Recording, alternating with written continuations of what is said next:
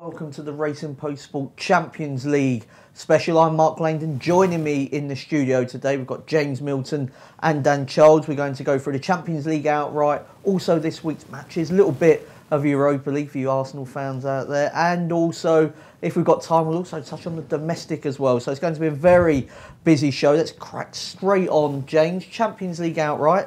There's 16 teams remaining, 5 of them from the Premier League. Do you fancy any of the Premier League teams to win it? If not, who do you like? I mean, I certainly think the Premier League's got a very strong hand, and obviously, you know, Manchester City delighted with the way that the last 16 draw worked out. They've got Basel, a lot of the other big guns drawn against each other. So, you know, City are favourites, and you have to say rightfully so. The ones I do like, and we've been talking about it in the office all day, are Barcelona, who, you know, you look at them, they're stormed clear in La Liga. They're 17 points ahead of Real Madrid. I mean, you know, they're meant to be a club in crisis after the sale of Neymar. So it's incredible to see how they've not only steadied the ship but sailed clear in La Liga. Really impressive defensively, conceded once in the 6 group games. And you know, still got plenty going forward. So it's amazing to see them kind of I think around 6-1, and they're the ones I really like. Particularly is that tie with Chelsea, which you know looked tricky when it was made, is looking easier and easier by the day as Chelsea's troubles mount. Well, Pep Guardiola said that Barcelona should be favourites because they've got Lionel Messi in the team. Is it as simple as that for you, Chelsea? Yeah, well, Messi and Suarez has probably been outperforming Messi, you know, since the turn of the year as well. Has been, you know, been outstanding for them. So, you know, the two of them really, it's just a massive goal threat. You know, arguably still the best probably partnership, you know, in European football at the moment. And the thing that worries me about City a little bit, there's a few injuries. They're starting to get to important attacking players. Sane, Jesus, you know, if they get one more, I'm just looking at kind of the bench options they got at the moment, and given how physical the Premier League is and how tough some of the games are, I just wonder if there's an injury to Sterling or an Aguero, you wonder how much depth there is there to their attacks. They're fine at the moment. You know, I mean, you saw them against Leicester, they were absolutely outstanding, but then they might be one serious injury away from having a big drop-off in their attack. So that's my worry there. I think I echo what James said about Barcelona. I think they've got a fantastic chance. And the Chelsea tie just looks almost a gimme at the moment. The way Chelsea are playing in the league, I see Barcelona, you know, coasting through that. The challengers, I think Bayern Munich, you know, could still have a say in the competition, going very well in Germany as ever.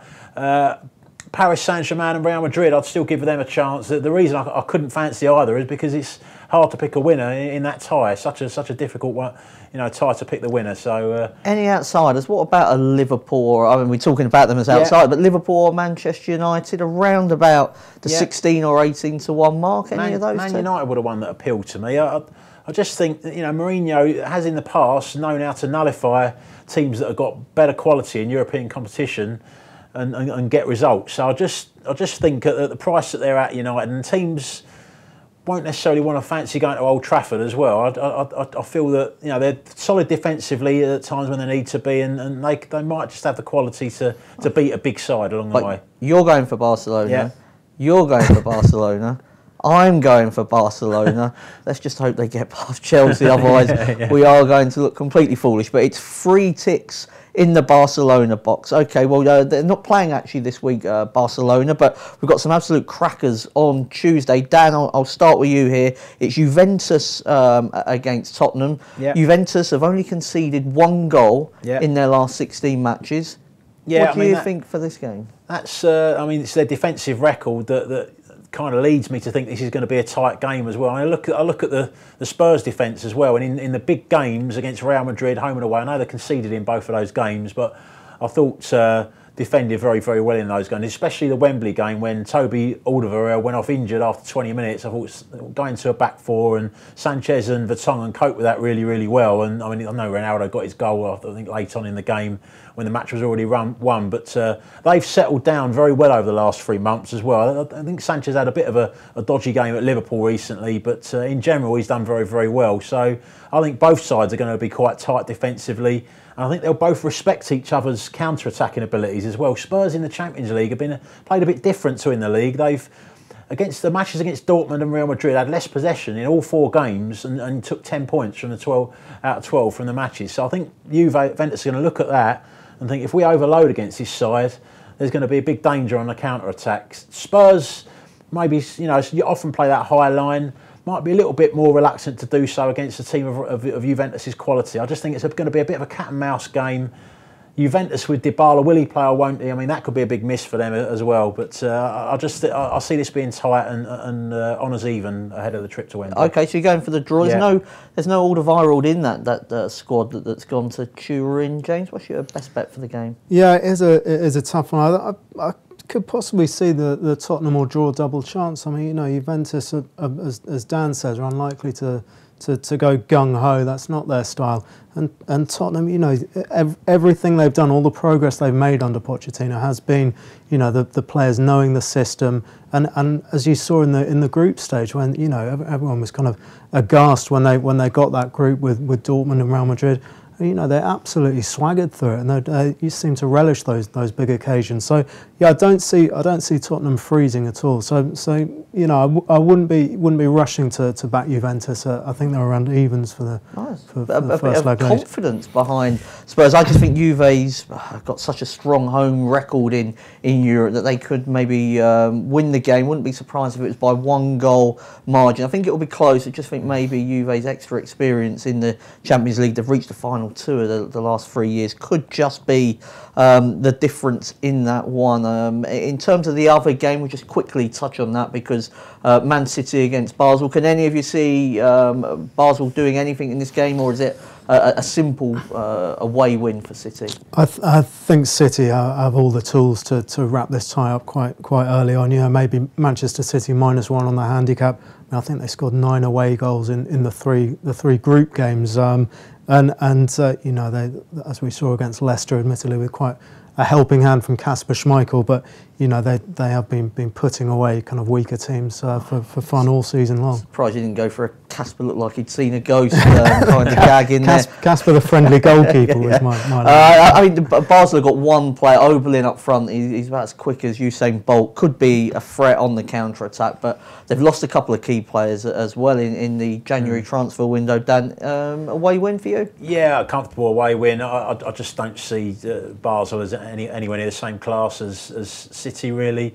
Just think City are going to... City might look at it as well. I looked at the 3 games before the second leg in Manchester, and they've got to play Arsenal twice, once in the League Cup final, once in the league, and Chelsea at home. So I think City will want to get this as put to bed as possible before they play the second leg. You might want the luxury of resting a few players for that game. So I think they'll go all guns blazing here, and I think they'll totally outclass them. Score 4 away to final, 4 away to Napoli in the group stage. The game against Shakhtar Donetsk, they played a second string largely because it was a dead rubber. So their away form is great against teams, certainly Napoli, a lot better than Basel. So an easy away win for me. Okay, well, Wednesday, Valentine's Day, Mrs. Langdon's in for a treat. Got Real Madrid against Paris Saint-Germain on the TV all night. It's going to be a great game. I think I'm going to go for Real Madrid to win the first leg. I mean, they're absolutely sensational at home in the Champions League. They've only lost 1 of their last 39 home games in the competition, and that was a dead rubber against Schalke when the defeat was by enough for them still to qualify. James, you're looking at me as if you disagree there.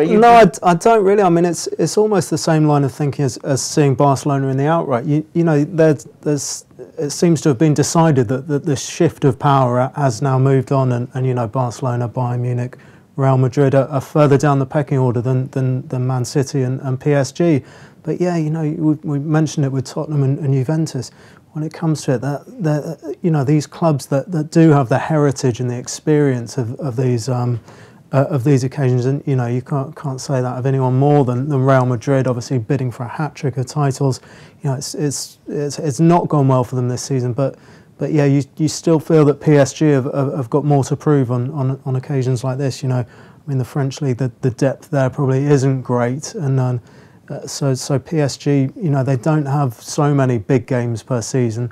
Weren't hugely impressive in the group stage. Got beaten at Bayern Munich. So Yeah, it's a really tough tie to call, but yeah, I certainly wouldn't be smashing into PSG. Right, well, on the Real side, Dan, we've got Ronaldo, Benzema, Bale. On the PSG side, we've got Neymar, Mbappe, Cavani. Yeah. Is this going to be an absolute goal fest? My thoughts are similar to the ones just made. I just feel that the experience is going to be key here.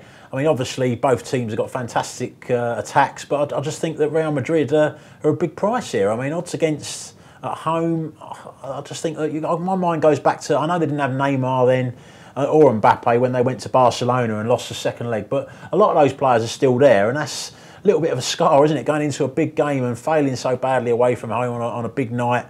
I just feel that Real Madrid, this is the game for them that they've been looking at for a while to prove themselves against like the new kids on the block, if you like, and I think they'll do the business. Yeah. Okay. Well, confidence behind Real Madrid in the Porto against Liverpool game. I'm going to go for both teams to score. It happened in 5 of Porto's 6 Champions League games. They were very good going forward. Not so sure about them defensively. Dan, have you picked out anything from this Liverpool game? I think both teams to score looks a good way to go here. I mean, as you mentioned there about Porto's attacking threat, I'm still not totally convinced by Liverpool defensively. But then you look at them, going forward, despite losing Coutinho, they still look excellent. Salah is just in great form at the moment. Firmino had a very good game against Southampton as well. I think they'll cause Porto a lot of problems, but they're not totally secure at the back. So both teams to score looks a way to go to me. And you, James? Yeah, I'm gonna take your tip and run with it and say Liverpool to win and both teams to score. And actually, mentioning earlier Liverpool's outright chances.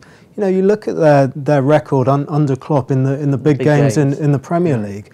You look at their attacking quality, you look at the draw they've got in the last 16, they're certainly not without a chance. And yeah, I certainly think they should be too good for I also look at that defence. You do, yeah. You can look at the defence. Yeah, focus on one area of the pitch for Liverpool fans, I think. In terms now, we're going to go down a grade quickly. Europa League outright. I'm going to go for 2 teams here. I've got to back Atletico Madrid. Got the best defence in Europe numbers-wise this season. Yeah. You also look at they're basically a Champions League team in the Europa League. It worked for Manchester United last year. They were a class apart. The other ones I like at a big price. They're really improving. It's Milan. They were tournament favourites in the summer. It took a long while for all of their new players to gel. I think they are starting to come to the boil quite nicely, around about the 18-1 mark. Couldn't put you off them. But James, you've obviously got an interest in this as an Arsenal fan. Is this your best route back into the Champions League, and are you going to win it? It looks like. I mean, I think we probably are a shorter price now to win the Europa League than to finish in the top 4. So there's absolutely no excuses for not taking it seriously. And a pretty decent tie against Östersunds, not one of Europe's most renowned powers, but I'm sure Arsenal will find a way to make it difficult for themselves. They're in a season break at the moment, aren't they? Their new season hasn't even started. Yeah. But you've highlighted Atletico. I mean, if they take it seriously, they're going to take some stopping. The other team I like at a bigger price. Marseille actually have lost one of their last 20 in France. Payet and Thauvin. Absolutely. Florian Thauvin. It's probably to the slight surprise of Newcastle fans who remember his unsuccessful spell there. He's been brilliant. I think they're up against Braga, not the worst tie. So yeah, they could outrun their odds of about 33s, I think. And Dan? I'm furious that he's just beat me to the punch there, because I like Marseille as well at 33s. Okay. I've been looking at their recent form. Thauvin has been mentioned. It was a disaster on Tyneside for Newcastle, but he's been outstanding this season. Payet, there as well. They brought a lot of new players in, I think, in the summer. And there had a slightly shaky start to the season. Seems to have bedded down now. And you look at some of their results. I think they drew with PSG earlier in the season 2-2. They look a really decent competitive side for this kind of level of opposition. And I thought 33s, given they've got Braga as well, looks very winnable. I think they're a point behind Monaco. They're ahead of Lyon in the league now. So they're keeping pretty good company. Lyon are short of them on the outright and are having a bit of a wobble at the moment. Marseille are ahead of them and in much better form than Lyon at the moment. So I just looked at that comparison, thought it'd look a big price. Atletico like as well, and Costa coming in, I think is helping Griezmann as well. Griezmann has started to hit the goal trail now with playing there alongside Costa. I think that's given them a big edge to their attack. And yeah, I mean they've got a very nice starter against Copenhagen. He's a good tie to start with. I think Costa to score a controversial winner against Arsenal is probably the safest bet. And Arsenal, I think to mention there obviously is Aubameyang not being available to play as well. I mean puts a hell of a lot if they're going to go long into the competition onto Lacazette to stay fit and on form really. Otherwise, you kind of wonder where the goals are going to come from. Okay, we've got 2 tips there for Olympique Marseille and to win it in France as well. The final, of course, at Lyon's Stadium. Dan, we're running desperately out of time, so 10 seconds. You're the domestic king. Yeah. What's your best bet on Tuesday night's action? I'm going to go for Plymouth at home to Wimbledon. Plymouth are 10th in League One. They are 5 points off the playoffs at the moment. They've got more points since the start of December than Wigan or Blackburn. So an unbelievable form. Wigan at home to Wimbledon, who are just outside the relegation zone. Okay, well, Charles, he says Plymouth. There's only one thing you should do there, and that's back them. He's in red hot domestic form. And thanks very much for joining us, and see you again soon.